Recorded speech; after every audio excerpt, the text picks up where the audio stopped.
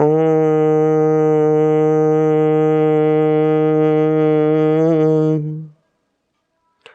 प्रिय मित्रों, माताओं, बहनों, बुजुर्गों एवं मेरे प्रिय अनुजों, आप सबका एक बार फिर आओ चलो परमात्मा की ओर चैनल में हार्दिक अभिनंदन है। हे प्रिय मित्रों, आज गत वीडियो की भांति आप कोशिश करें जितना भी हो सके अपनी जो है रीढ़ सीधी करके बैठें और जितना भी हो सके आप मौन धारण। काम नहीं है और बोलने की आवश्यकता नहीं है तो आप न बोलना करें। देखो, ज़रूरत है आप बोलिए, निश्चित बोलिए, लेकिन ऐसी ज़रूरत नहीं है तो बेवजह आप न बोलें तो अच्छा, क्योंकि बेवजह बोलने से आपकी ऊर्जा का ह्रास होता है और आपकी शांति भंग होती है और ऊर्जा से ही ये पूरा ब्रह्मांड चलता है। तब इसका ह्रास होगा तो ये कमज़ोर पड़ेगी, आपका व्यक्तित्व भी कमज़ोर होगा, आपकी सोच और थिंक भी कमज़ोर होंगी, आपके विचारों में कमज़ोरी आएगी और आपके जीवन में भी कमज़ोरी आएगी। तो हे प्रिय मित्रों, सर्वप्रथम आपसे यही करबद्ध प्रार्थना है कि आप ज़रूरत हो तो बोलिए और नहीं हो तो जैसे जमघट लगे रहते हैं जगह जगह वे टाइम पास कर रहे हैं, आप ऐसा टाइम पास ना करें। ईश्वर चिंतन न हो रहा हो तो कम से कम मनन कर ले, मनन भी ना हो तो धैर्य के साथ शांत रहे। अब आता है बेसिक्स। क्या है बेसिक्स? क्या है? हे प्रिय मित्रों, बहुत बार हमारे मित्रगण अक्सर ये कहते हैं कि समाज में भाई वो आदमी पी रहा है, वो खा रहा है, हर प्रकार के तामसिक भोजन खाता है, शराब इत्यादि पीता है, लेकिन फिर भी फलित है, वो फिर भी फलित है, धन धान से परिपूर्ण है, कई कई गाड़ियां हैं, नौकर चाकर हैं, और एक ही आदमी सत्यनिष्ठा पे लगा हुआ है। गत 10 वर्ष, 5 वर्ष, 2 वर्ष, 15 वर्ष जितना भी इसने समय गुजारा, और देख ली इसके क्या लाभ है।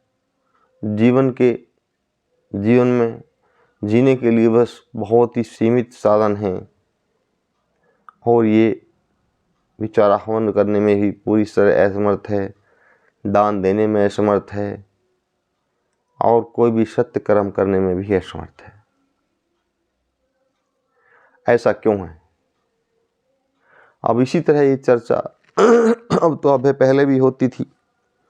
तो एक बार ऐसी चर्चा हुई, एक ये गुरुदेव का हमारा वृत्तांत है, दादा गुरुजी का और फिर गुरुदेव का भी, कि एक बार एक किसान थे और एक लाला जी थे, उनमें परस्पर मित्रता थी और मित्रता भी बहुत अच्छी कोटि की मित्रता थी।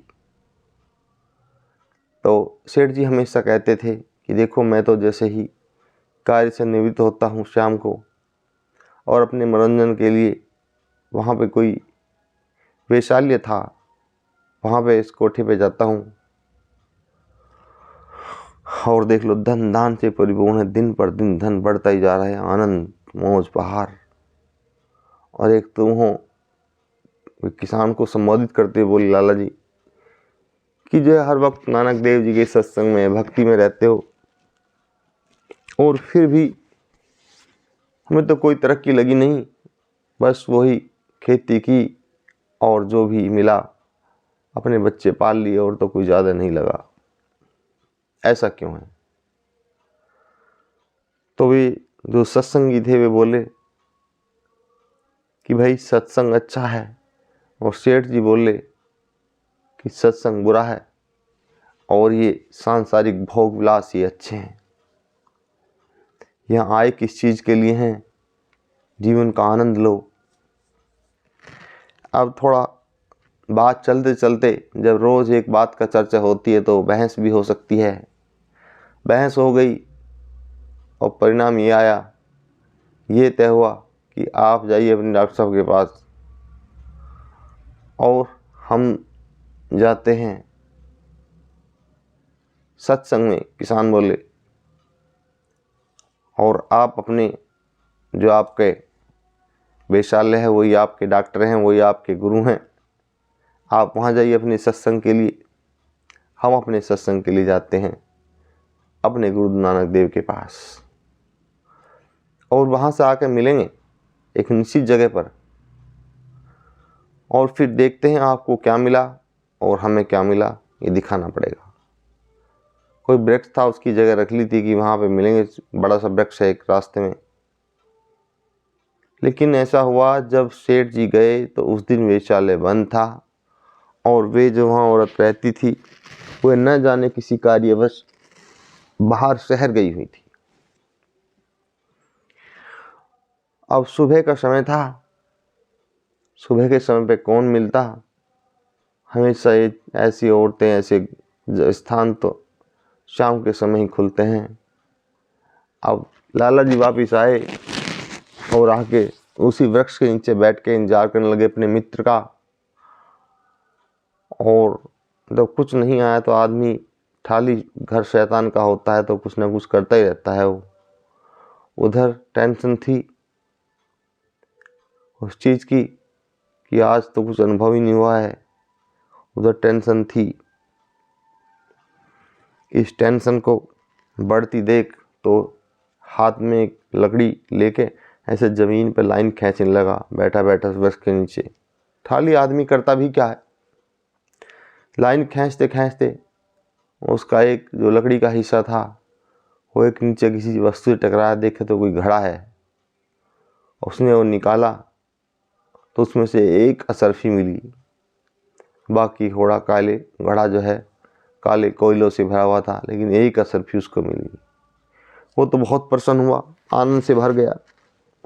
उधर जो किसान थे वे सत्संग समाप्त होके आए तो रास्ते में किसी कारण उनके पैर में बहुत बड़ा एक बेल पत्थर का कांटा चुभ गया, और पैर से जो खून की धार बहती निकली, बहुत बड़ी पीड़ा हुई उसको। उसने पैर दबा के और जो है उस पर पट्टी वगैरह बांध ली, और अपने उसी स्थान पर आ गया जो अपने मित्र का उनका तय हुआ था।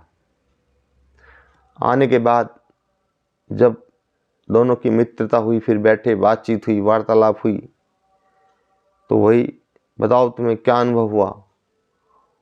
तो उस सेठ ने सब कुछ बता दिया कि ऐसे ऐसे हुआ, आज हम गए थे तो वहाँ वो स्थान बंद था, तो फिर हम यहाँ गए। यहाँ आने के बाद ऐसे ही मैं तो ज़मीन पे लाइन खींच रहा था, देखे ये घड़ा मिला। ये घड़ा कोयले से भरा हुआ था, लेकिन इसके बीच में एक असरफी भी थी। आपको क्या मिला, उसने किसान से पूछा। तो किसान बोला, सेठ जी मुझे तो इतना समझ लो कि जो है आज पैर में कांटा चुभ गया है और उससे बहुत पीड़ा हो रही है। आप चलो तो चलो, आओ दोबारा गुरुदेव से मिलकर पूछते हैं क्या कारण है। उधर वो बार बार सेठ जी दबाव बना रहा था, देख लीजिए हमें तो स्वर्ण मुद्रा मिली है और आपके पैर में कांटा चुभा है, अभी आनंद मौज मस्ती करने में फ़ायदा है या सत्संग करने में फ़ायदा है। किसान मानने को तैयार नहीं था। वो बोला कि जो है आप मेरे साथ गुरुदेव के पास चलिए, वही फैसला करेंगे। अगर आप श्रेष्ठ है तो फिर मैं भी आपके जैसा ही हो जाऊंगा। वे दोनों गए। जाने के बावजूद देखा तो श्री गुरुदेव नानक देव जी सत्संग से निवृत्त होकर अपनी दैनिक संध्या के लिए चले थे। जब पूछा आज कोई आया हुआ है, आगंतुक है, तो उनसे मिलने गए। सारी समस्याएं सुनने के बाद बोले कि आप आधे घंटे बैठिए, मैं ध्यान सोचता हूँ, कुछ नज़र आएगा तो जरूर बताऊँगा। श्री गुरुदेव नानक देव जी कोई आधे घंटे बाद आए और बोले कि बच्चों आज जो है आपको फांसी लगनी थी, लेकिन सत्संग माने से सने सने सने सने सने सने सारे पाप छीन हो गए आपके, और जहाँ सूली लगनी थी वहाँ एक सूल ये कांटा बन के रह गया। ये होती है गुरु की महिमा। और भाई आप सेठ जी, आपको आज फिर जो है ये जो सोने की असरफियाँ मिली हैं, ये दरअसल पूरा घड़ा सोने के सरफियों से भरा सा तुम्हारा ही था, लेकिन तुम नित्य प्रति एक बार जाते थे तो एक असरफी का कोयला बन जाता था। आज आप नहीं मिल सके तो ये असरफी बची है, ये आपके आज जो नहीं मिले उसी का पुण्य प्रताप है।